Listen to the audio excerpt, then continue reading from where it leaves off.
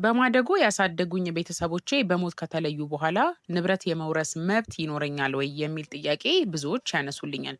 በጉዲፈቻ ወይም በማደጎነት ያደገ ልጅ እንደ ስጋ ልጅ ሁሉ የአሳዳጊውን ንብረት እንዲወርስ ሊሟሉ የሚገባቸውን ሕጋዊ መስፈርቶች ምንድን ናቸው የሚለውን በተመለከተ በዛሬው ቪዲዮ እናያለን።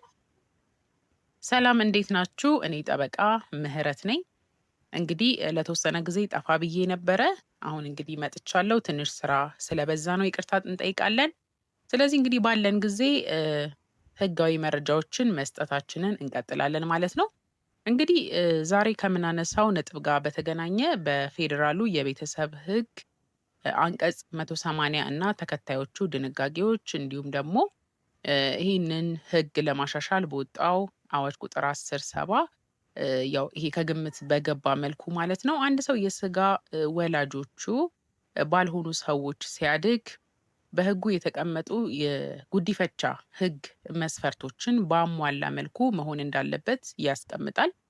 ይህም ምንድነው እንግዲህ ብዙ ዝርዝር ነገሮች ተቀምጠዋል። ነገር ግን ዛሬ ማንሳት ከፈለግኩት ነጥብ ጋር በተያያዘ ምንድነው አንድ ልጅ በጉዲፈቻ ለማሳደግ አሳዳጊው ውል ማድረግ እንዳለበት እና ይህም ውል ደግሞ በፍርድ ቤት ሊጸድቅ እንደሚገባው በህጉ ላይ በግልጽ ያስቀምጣል ማለት ነው። ስለሆነም እንግዲህ አንድ ሰው ሟች በማደጎነት ወይም ደግሞ በጉዲፈቻ ያሳደገኝ ነኝ በሚል ለሚያቀርበው ክርክር አስረጂ የሚሆነው ብቸኛ ማስረጃ በፍርድ ቤት የጸደቀ የጉዲፈቻ ውል ብቻ ይሆናል ማለት ነው።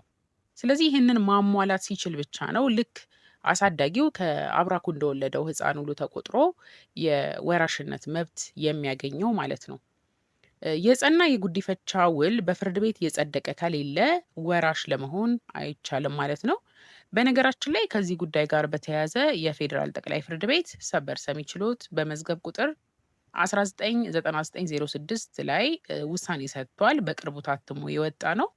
በዚህም ውሳኔ ላይ እንደውም አንድ ሰው የማደጎ ልጅ ስለመሆኑ ሌላ ማስረጃ ቢኖረው እንኳን በፍርድ ቤት ያልጸደቀ ውል እስከሌለው ድረስ ወራሽ መሆን እንደማይችል በሚያሳይ ሁኔታ ነው እንግዲህ የስር ፍርድ ቤቶችን ውሳኔ ሰበር ሰሚ ችሎቱ ያጸናው።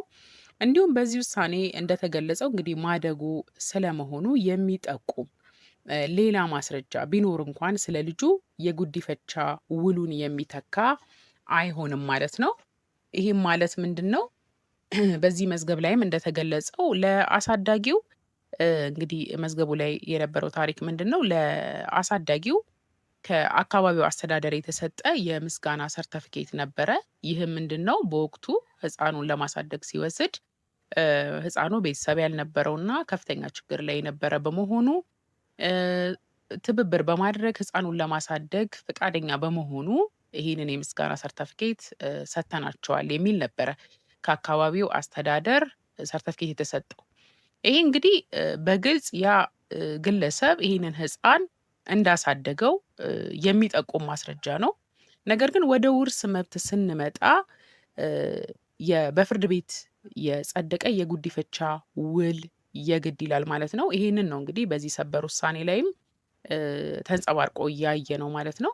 ስለዚህ በአጠቃላይ አንድ ሰው የማደጎ ልጅ መሆኑን ሰዎች የሚያውቁለት ቢሆንም ማለትም የሰው ምስክሮች ቢኖሩም ጎረቤት፣ ዘመድ አዝማድ የሚያስረዳለት ቢሆንም እንዲሁም ደግሞ ሌሎች የሰነድ ማስረጃዎችም ቢኖሩ በፍርድ ቤት የጸደቀ የጉዲፈቻ ውል እስከሌለ ድረስ የወራሽነት መብት አይኖረውም ማለት ነው።